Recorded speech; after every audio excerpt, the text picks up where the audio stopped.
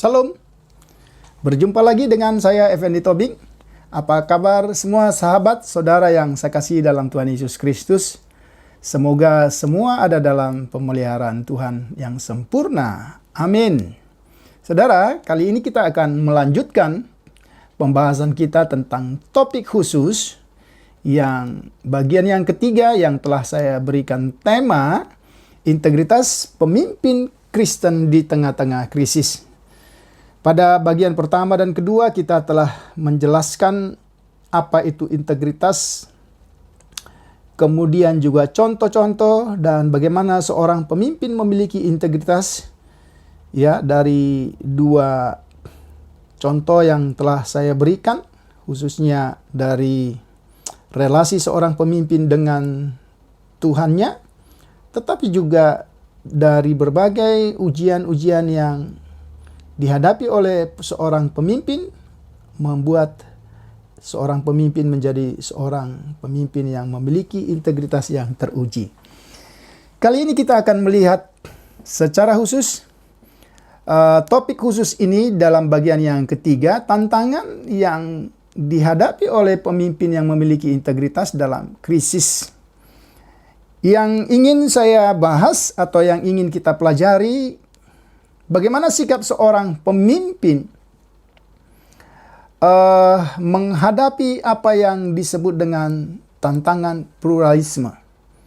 Pluralisme atau pluralis adalah satu paham yang tidak bisa dihindari, bahwa sesungguhnya semua manusia memiliki paham dan agama yang berbeda. Dan kita bersifat pluralis, itu sesuatu yang sangat logis. Tetapi ketika itu sudah menjadi isme dan kita berada di dalamnya, maka pluralisme itu menjadi satu tantangan tersendiri.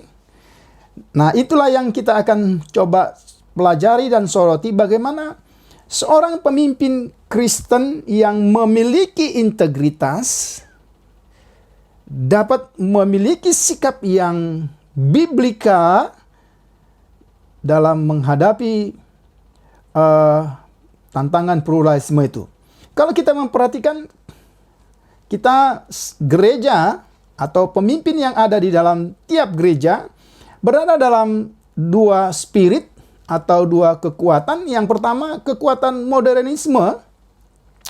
Spirit modernisme, kalau kita singkatkan secara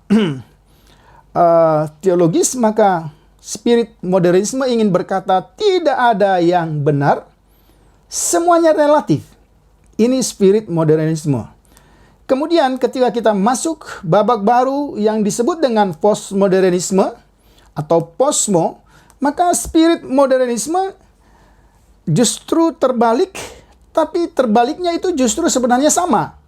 Semuanya benar, tidak ada kebenaran yang absolut melebihi kebenaran yang lain. Ini konteks yang saya maksudkan, bahwa kita sebagai pemimpin Kristen yang memiliki integritas, kita sedang diuji. Apakah benar tidak ada yang benar, semuanya relatif? Atau sebaliknya, semuanya benar, tidak ada kebenaran yang absolut melebihi kebenaran yang lain? Kita akan mencoba lebih dalam lagi bicara tentang pluralisme. Apa itu yang dimaksud dengan pluralisme?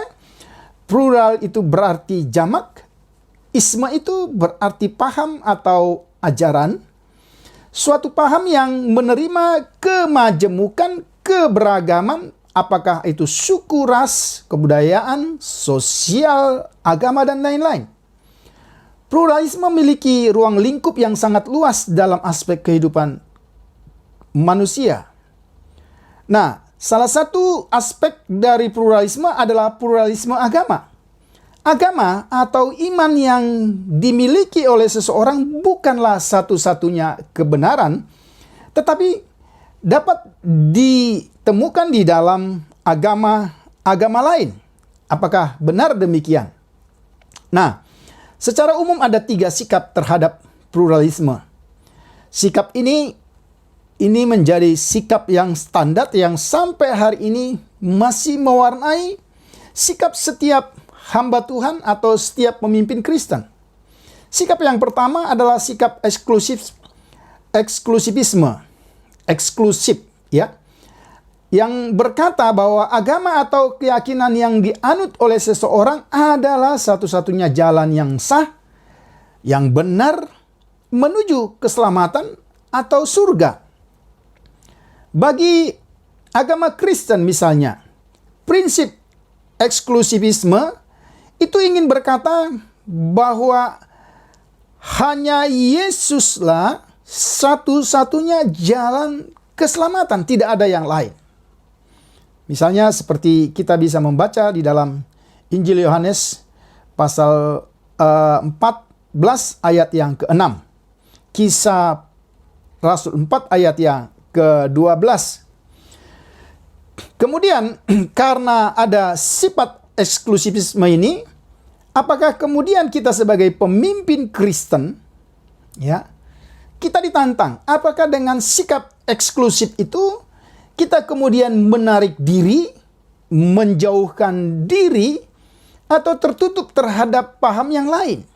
Ya, kecenderungan kita ialah kita akan menyangkal atau depresif atau bersifat superior, dan seringkali kita akan melakukan protes terhadap keyakinan yang lain.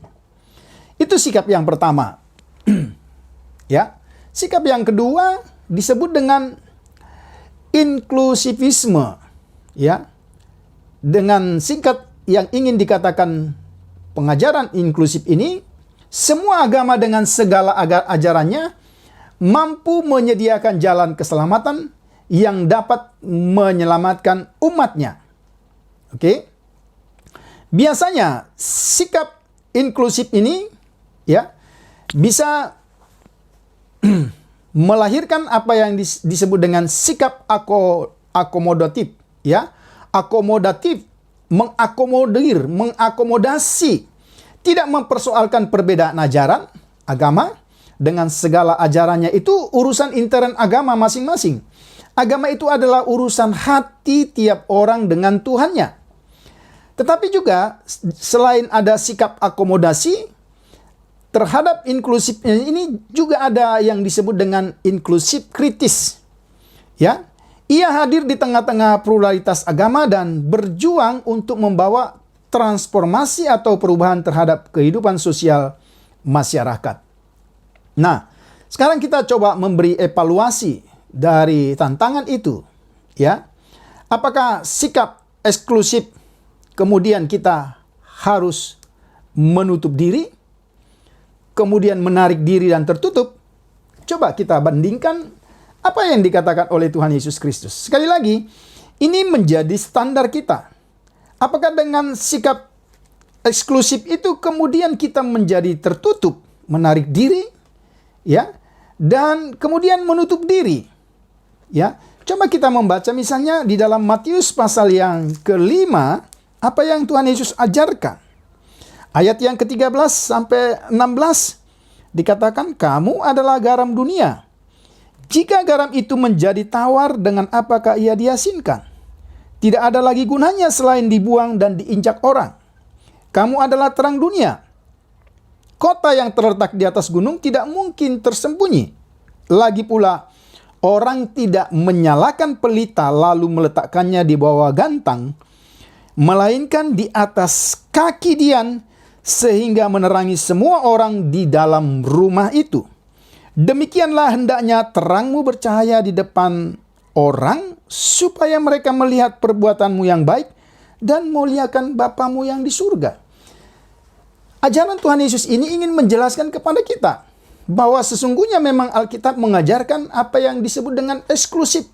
Bicara tentang keselamatan, Yesus adalah satu-satunya juru selamat. Tidak ada seorang pun yang sampai kepada Bapa kecuali melalui Dia. Itu sudah final.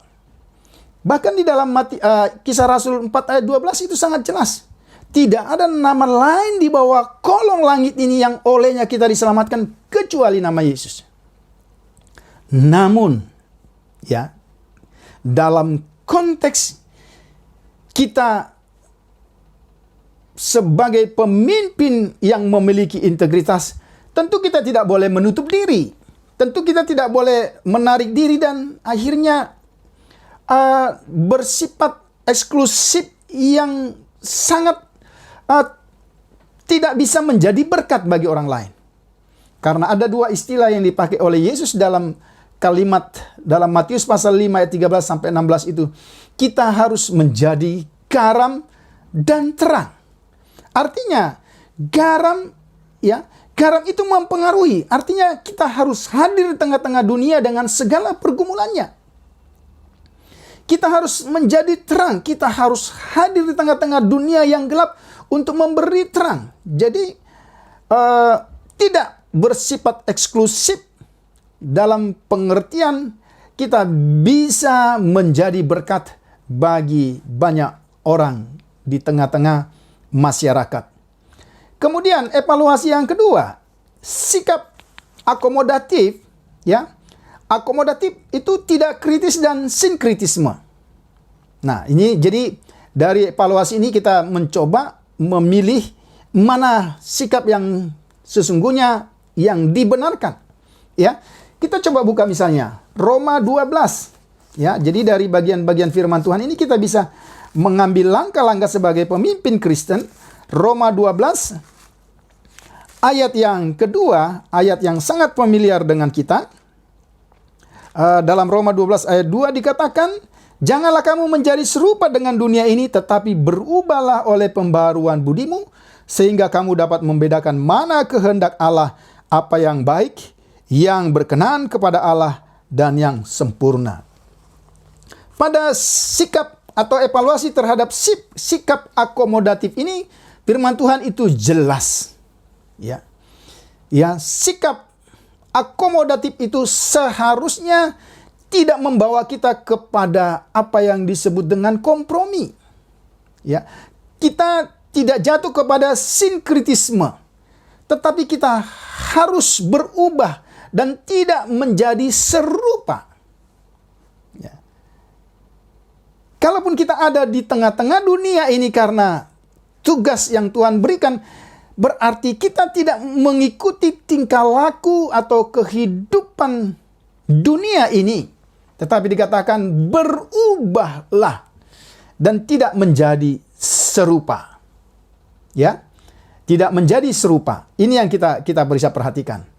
Kemudian, sikap yang ketiga yang bisa kita coba pikirkan. Ada yang mengusulkan sebagai pemimpin Kristen yang memiliki integritas, kita juga harus berdialog. Ya. Jadi satu, jelas sekali tadi, kita menjadi garam dan terang. Yang kedua, apakah bersifat akomodatif? Tapi perhatikan perintah Tuhan yang sangat jelas dalam Roma 12 ayat 2. Yang ketiga, ya, ada dialog. Pertanyaannya, apakah dialog itu dan apakah dialog itu mungkin? Ya. Apakah dengan dialog itu berarti kita mencoba menyelaraskan semua agama? Ya. Apakah dengan dialog kita bertujuan untuk mencari kesamaan pandangan kita dengan kepercayaan lain? Ya.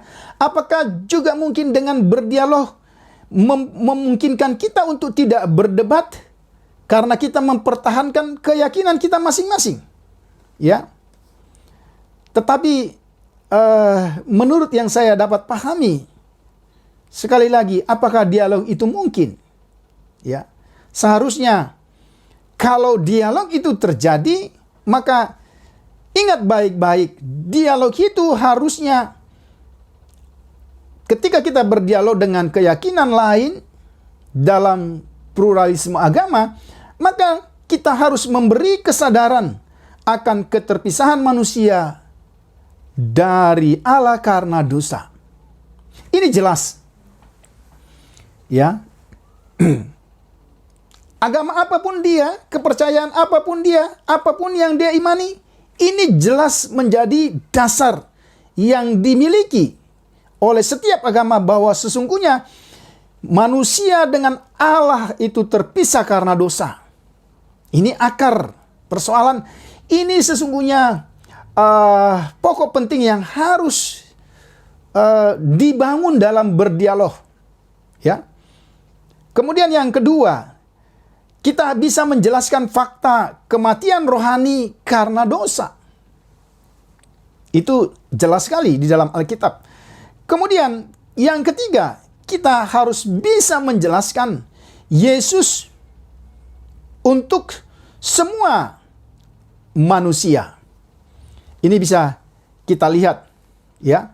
Itu dua sikap. Kemudian sikap yang ketiga dalam menghadapi pluralisme adalah pluralisme sendiri. Mereka berkata bahwa setiap agama mempunyai jalan keselamatan sendiri, dan karena itulah semua klaim kebenaran bahwa hanya agamakulah satu-satunya agama yang sah dan benar haruslah ditinggalkan. Jadi dari bagian firman Tuhan atau pembahasan kita kali ini ada 3 pandangan terhadap pluralisme agama. Yang pertama, sikap eksklusif. Yang kedua, sikap inklusif. Yang ketiga, itulah yang disebut dengan pluralisme. Dan kita sudah mencoba membuat evaluasi terhadap pandangan-pandangan ini. Ya. Tetapi mari kita lihat, kita harus waspada sebagai pemimpin Kristen, ya. Kita harus waspada terhadap apa yang disebut dengan sinkritisme. Kita harus berhati-hati dengan istilah yang dipakai dengan istilah pseudomorphosis, ya. Yang dimaksudkan dengan istilah pseudomorphosis, setiap agama kemungkinan memiliki kata yang sama. Agamaku memiliki kata Tuhan, iman, dosa, berkat, dan sebagainya. Agama orang lain juga memiliki kata yang sama. Tapi perhatikan, kita tidak boleh terjebak, ya. Judul atau nama, ya, atau nomenklatur satu istilah itu bisa sama, tetapi saudara harus berhati-hati. Ya, dengan istilah pseudomorphosis sesungguhnya bisa dikatakan bajunya sama, tapi sesungguhnya isinya telah diganti, dikosongkan kemudian diisi dengan isi yang baru. Kita harus sungguh berhati-hati terhadap bahaya pluralisme. Hati-hati, ada serigala yang berbulu domba. Ya. Dan kalau kita coba melihat lebih jauh, serigala berbulu domba dalam teologi kontemporer, teologi yang dibangun dari konteks ke teks, teologi yang mengekspos setiap pengalaman menjadi pengajaran, teologi yang menjelaskan firman Tuhan plus, ya. Jadi tidak cukup Yesus, tidak cukup firman Tuhan, harus ada plus. Nah, ini yang kita harus hati-hati. Nah, ini menjadi tantangan Bapak Ibu semua saudara, para pemimpin Kristen yang saya kasihi dalam Tuhan Yesus Kristus. Dengan integritas yang kita miliki sebagai hamba Tuhan, sebagai pemimpin Kristen yang dipercayakan ya sebagai penuntun bagi domba-dombanya, ya, kita harus memiliki sikap. Apakah sikap kita serupa atau kita siap tampil beda? Ya, Apakah sikap sebagai pemimpin Kristen kita bisa memberi dampak kepada orang lain, atau kita tinggal dalam zona nyaman kita? Apakah sebagai pemimpin Kristen yang memiliki integritas kita bisa mencintai Tuhan lebih dari apapun, atau kita dicintai dunia, atau sebaliknya kita mencintai dunia? Apakah sebagai pemimpin kita menghendaki popularitas, atau sebaliknya sebagaimana Yesus katakan, aku datang bukan untuk dilayani tetapi untuk melayani. Ya. Dan sebagai pemimpin Kristen, apakah kita siap memberi pertanggungjawaban ya kepada siapapun yang akan bertanya, atau justru kita berkompromi? Ya. Ada satu hal yang ingin dijelaskan dalam pembahasan kita kali ini. Ada begitu banyak orang, termasuk sebenarnya yang menamakan diri orang-orang Kristen, teolog-teolog Kristen, yang boleh saya katakan teolog-teolog kontemporer, yang memiliki pemikiran yang sesungguhnya tidak sesuai dengan kebenaran firman Tuhan. Mereka berkata, ya, manusia itu berdosa. Ya.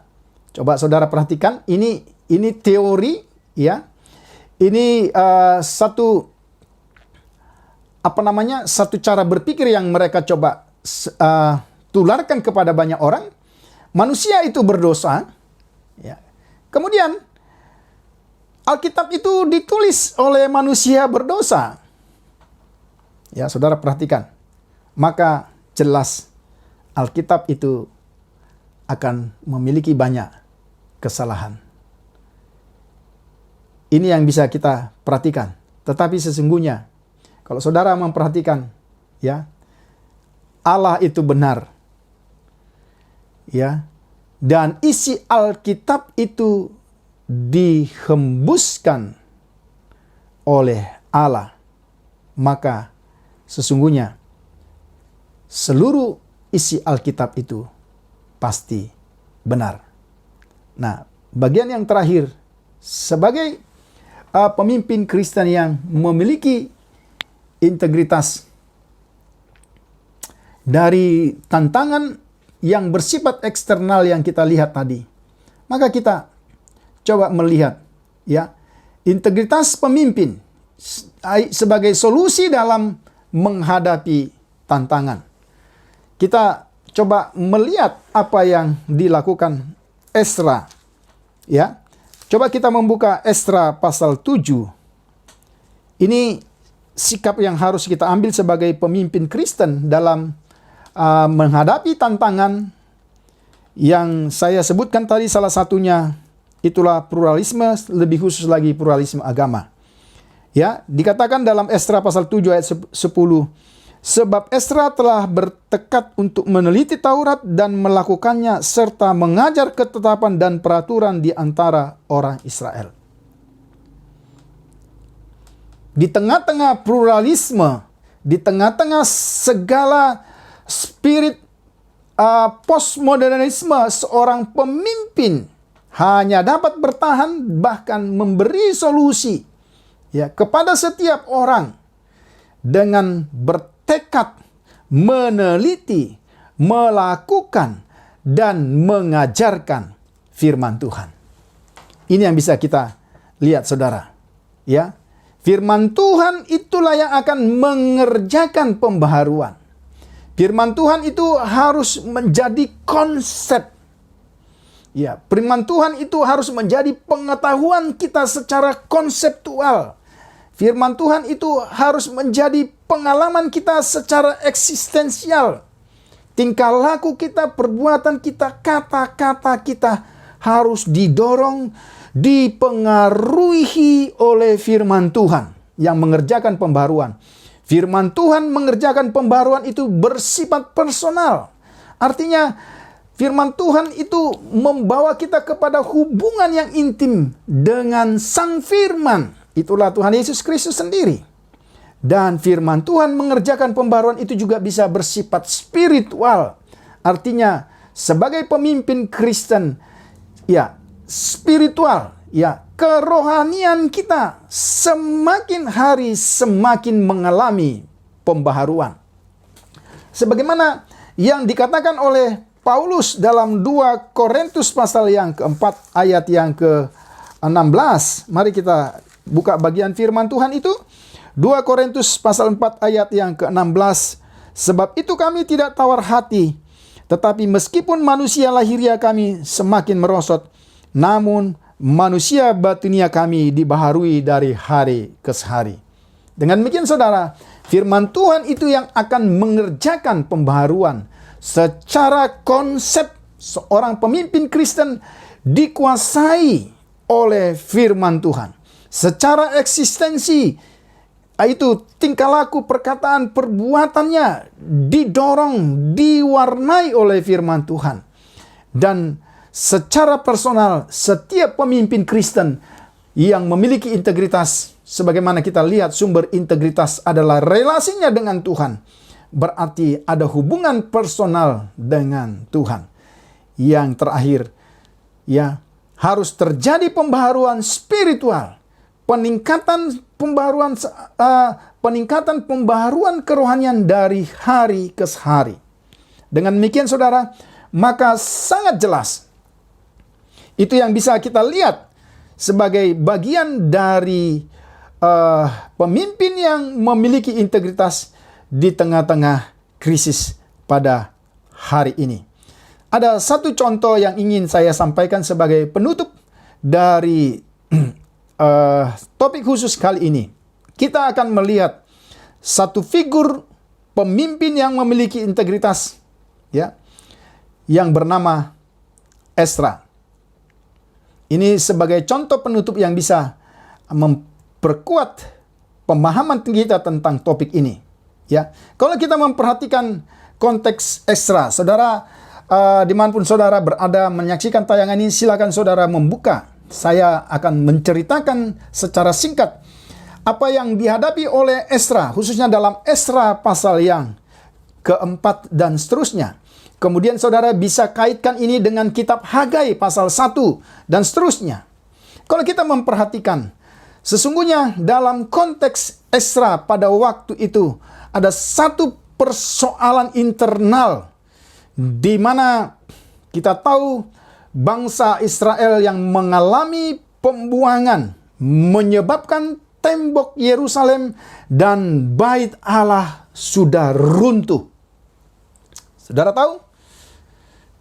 Tembok Yerusalem dan bait Allah menjadi identitas umat Tuhan pada waktu itu. Tapi dikatakan itu sudah menjadi reruntuhan.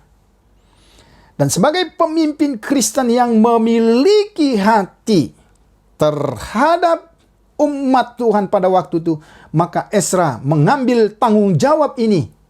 Ya. Dan saudara perhatikan, ketika pembangunan itu terjadi, ya, ada tantangan yang dihadapi dari kelompok, baik itu dari kelompok internal, tetapi juga dari pemimpin-pemimpin yang pada waktu itu menjadi penguasa di Yerusalem. Kalau kita perhatikan secara eksternal misalnya pada waktu itu, ya, mengapa tantangan itu terjadi? Kalau kita mencoba lihat secara eksternal, terjadi pergantian kepemimpinan, ya, dari Kores ke Darius. Saudara perhatikan, dan kita bisa mencoba lihat titik sambungnya dengan konteks bangsa kita hari ini. Bukankah setiap kali terjadi pergantian kepemimpinan, terjadi perubahan dalam sistem, terjadi perubahan dalam peraturan-peraturan. Dan kalau kita memperhatikan dalam konteks Ezra, ternyata pergantian kepemimpinan juga pada waktu itu mengakibatkan terjadinya perubahan sistem pemerintahan. Ya, saya akan sampaikan dengan konteks kita hari ini. Kita mengenal apa yang disebut dengan otoritas daerah atau ODA. Ya, pada waktu itu berubah dari otoritas yang dimiliki daerah-daerah untuk membangun dan pemerintah pusat mensapot dana, termasuk dana yang dibutuhkan untuk pembangunan tembok Yerusalem dan Bait Allah. Itu didukung oleh pemerintah. Tetapi ketika terjadi perubahan kepemimpinan, maka otonomi daerah itu berubah menjadi sentralisasi. Ya. Terbalik dengan kondisi kita hari ini. Kemudian tantangan yang kedua, ada hasutan dari musuh-musuh umat Tuhan. Siapa mereka? Pejabat-pejabat pemerintah. Iya toh? Ternyata apa yang dialami oleh kekristenan di negeri ini yang katanya minoritas, ternyata itu sudah cerita lama. Itu juga terjadi pada waktu itu. Ya. Dan mereka mencoba menceritakan kehadiran umat Tuhan di mana-mana menjadi sumber malapetaka bagi negeri di mana mereka hadir. Apakah betul seperti itu? Apakah betul kehadiran kekristenan di negeri ini menjadi sumber malapetaka atau sebaliknya? Ya, kita perhatikan. Kemudian tantangan yang ketiga, ada tantangan dari dalam sendiri, atau boleh saya katakan dari saudara tiri. Mengapa saya katakan saudara tiri? Karena tantangan itu datang dari orang Samaria. Orang Samaria itu adalah orang Israel yang mengawin dengan orang Asyur dan disebut menjadi orang Samaria. Jadi orang Samaria itu bukan bangsa kafir, tapi adalah bangsa yang mengawin dengan umat Tuhan, dan mereka lah yang bernama Samaria. Kita perhatikan. Mereka iri hati karena Tuhan hanya memerintahkan Esra dan orang-orang Yehuda untuk membangun bait Allah yang sudah menjadi reruntuhan. Maka mereka mencoba menghasut. Saudara perhatikan. Ya toh?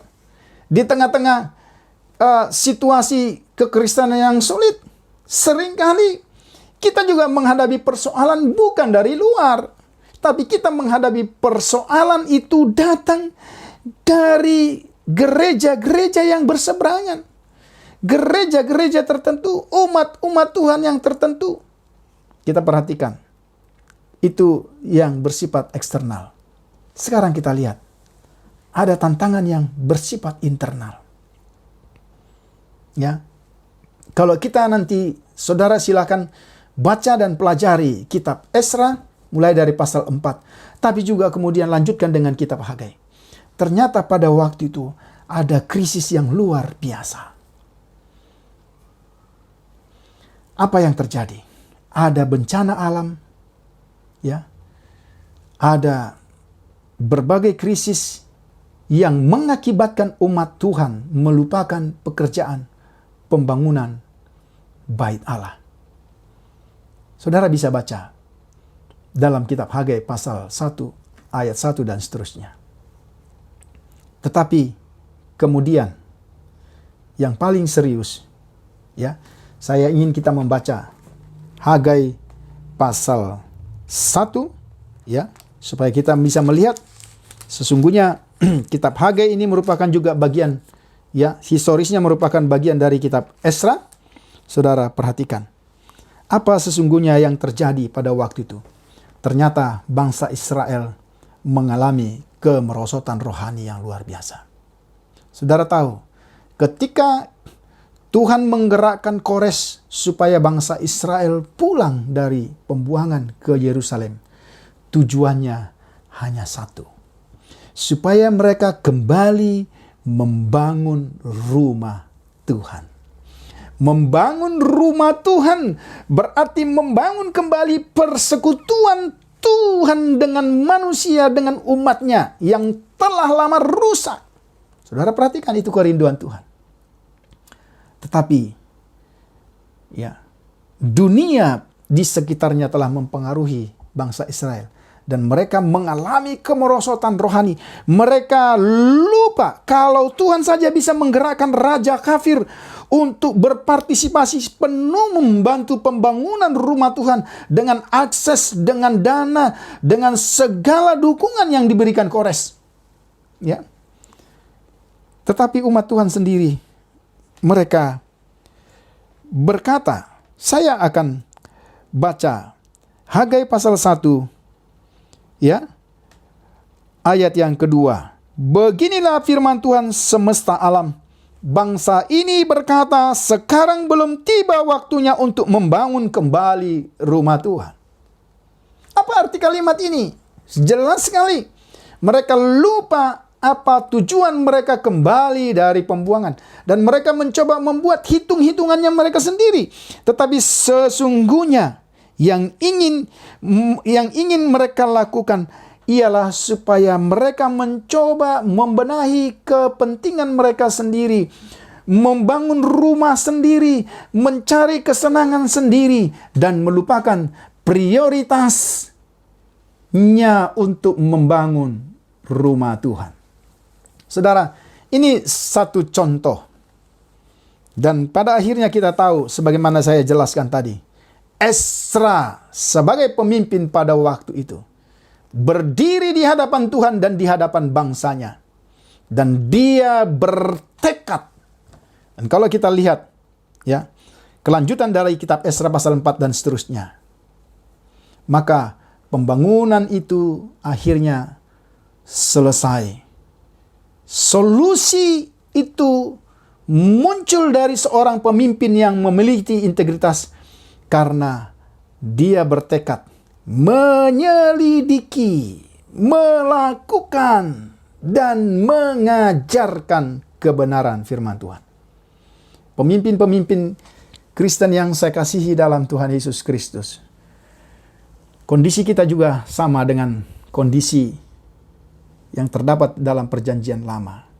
Tapi mari kita lihat, mari kita coba bercermin dari tokoh-tokoh yang telah dijelaskan dalam 3 sesi ini. Mari kita mencoba mempelajarinya. Saudara bisa lebih lanjut mempelajari melalui PPT yang saya sampaikan, melalui kebenaran firman Tuhan yang saya ekspos dari 3 sesi ini. Semoga ini bisa menjadi berkat dan akan melahirkan pemimpin-pemimpin Kristen yang memiliki integritas di tengah-tengah krisis yang kita hadapi. Terpujilah Tuhan. Salam.